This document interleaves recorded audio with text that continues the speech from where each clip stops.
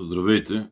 В допълнение към уебсайта, който предлагаме изкуствен интелект, който може да прави много повече неща, отколкото дори ChatGPT и Gemini.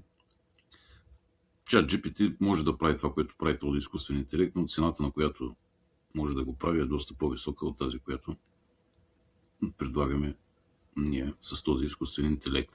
Първото нещо, което ще направим, е да ви покажем, че той е прикрепен към нашия уебсайт, където може да редактира текстове, заглавия, също така може да добавя изображения и също така да добавя статии за SEO оптимизация на самия сайт. Сега ще ви покажем точно как става. И това, което правим, сега пишем на изкуствения интелект да отиде в един сайт, където има много добри статии. Написахме, отиди в този сайт и виж статия, която може да публикуваме за сайта за SEO. Това е сайта тук. И сега натискаме, изпращаме го.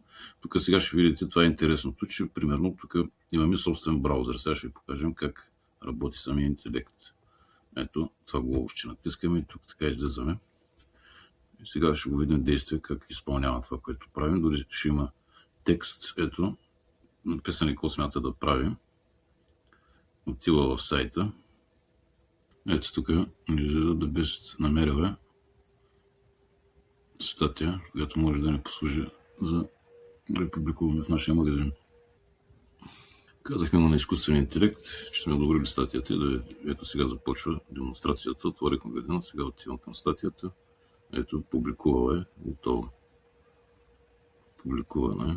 Готово, статията е публикувана. Сега се вижда в магазина. Виждате, че ни информира всичко с текст.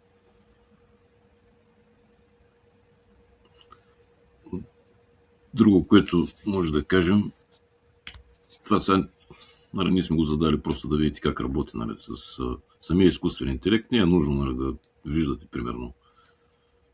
Може да се направи по този начин, да се вижда с текст да работи примерно. Освен, че може да бъде прикрепен към сайта ви, да работи, да изпълнява задачи вместо вас, да ви спестява доста пари, ако трябва да ги давате на някоя агенция да ви прави нещата. Другото, което е, има и автоматизация и за Facebook. За Facebook може да се настрои така, че примерно всеки 6 часа да публикува рекламни постове.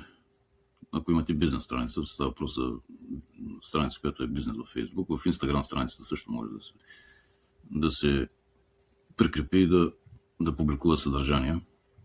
За YouTube най-доброто, което е, че може да извлича самите видеа, да ги превежда на български и да ви дава сгъстена информация точно за какво става въпрос в самото видео, без да го гледате цялото и дори ако е на английски, хубавото, че ще го преведе на български. Също така може да се настрои да пуска автоматизирани имейли до 200 броя на ден, като му задавате, примерно, намерени ми 100 фирми за строителство. Той ги намира и оттам попълвате, настройвате го да пусне на всичките имейли. Това е общо взето от нас. Ако проявите интерес, обадете ни се или ни пишете. До скоро.